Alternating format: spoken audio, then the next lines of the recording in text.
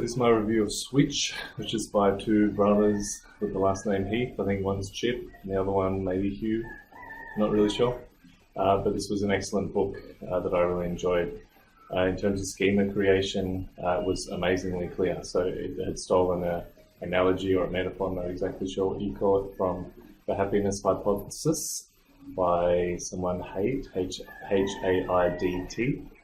And that's a book I've read a long time ago now, but I really enjoyed as well. And so the metaphor, the image is that of the elephant, the rider, and the path. So he's talking about how to change anything.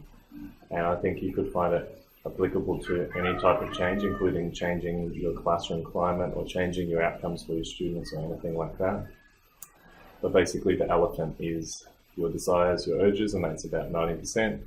The rider is kind of the logical, smart, clever part, and they have a slight control over an elephant, as you might imagine. And then the path is sort of where the elephant is being forced to walk. So in fact, all of the aspects of this book are based around those three concepts: either shaping the path, tapping into people's desire, interests, passions, and also as a smaller aspect, giving people the kind of the logical thinking behind it. So in terms of schema creation, it was amazingly clear. The arguments and the points, again, like in a self-helpy sense, were very clear, straightforward, no real challenges or questions made. It's just like, yes, these are true things of change. And obviously the illustrations and the examples are where this really shines. So apparently it's a New York Times bestseller.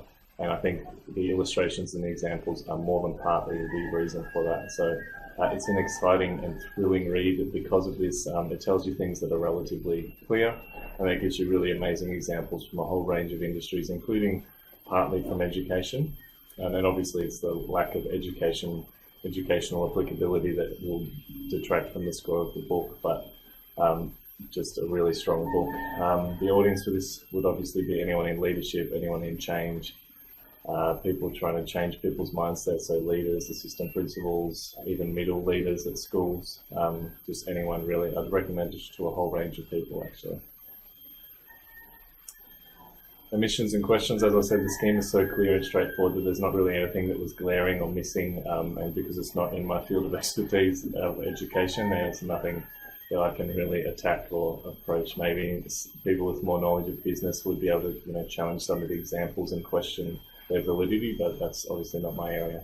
Highlights, I'm not going to give you any highlights because I strongly suggest you go and buy the book and read it for yourself. And they weren't directly applicable to my life or teaching, but they definitely got me thinking about how to try and affect change in schools and also broadly in our education system in Australia. Score, I give it a 4 out of 5. It only lost marks because it doesn't have anything directly to do with education, but I would strongly recommend this book to anyone who likes books, to be honest, and non-fiction and sort of self-helpy type stuff. I just think it's an amazing book. Go read it.